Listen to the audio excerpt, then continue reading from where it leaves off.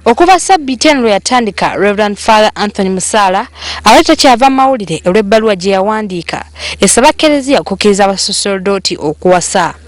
Okusinziira ku bbaluwa eno, Musala alina bakabona ba Mukama bangi bamanyi abagenze nga boonoona ekitiibwa kya Kereziya nga bandikiriziddwa okuwasa kubanga bangi balina n'abaana wamu n'amaka mu nkukutu. Singa obuuza ensonga lwaki abantu bawasa oba abantu bagatibwa obufumbo obutukuvu, waliwo value, waliwo ekintu ekiri value mu bufumbo obutukuvu, waliwo kye kiyamba omuntu okubeera omutukuvu n'okubeera obulungi mu bulamu. Wabula Kereziya egamba nti ebikolwa bino Father Musala byayogerako tebikola Kereziya wabula bikolebwa ba Father Ssekinoomu bano nga be balina okukwatibwako amateeka ga Kereziya wamu n'amateeka g'ensi. Omuntu bw'amenya ekiragiro kino eky'obutawasa omusosorooti takimenya mu linnya lya Kereziya, takimenya mu linnya ly'abantu.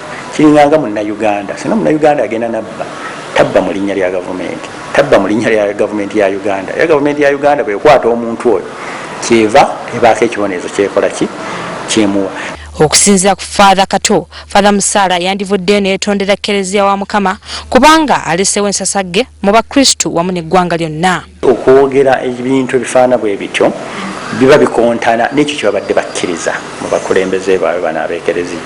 Ate kye bakkiriza ku bakulembeze baabwe ab'Ekereziya si kyabakakaatibwako bukakaatibwa, n'ekyo ekintu kye beeronderawo.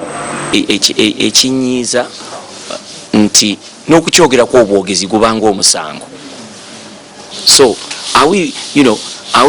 is there freedom of conscience?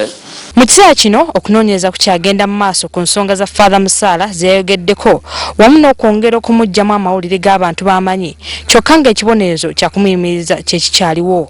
Father Musala agamba nti agenda kusigala ng'akola emirimu gye newankubadde nga tagenda kuyimba mmisa wamu n'okugaba saakalamentu.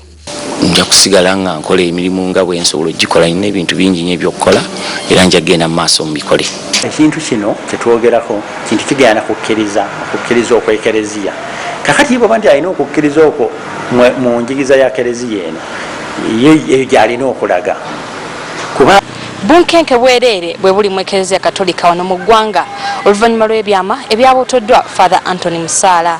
Kati kisigaliddeko okulaba oba anaavaayo ne yeetondera Ekereziya wa Mukama. Shamim Batalwo, WBS TV.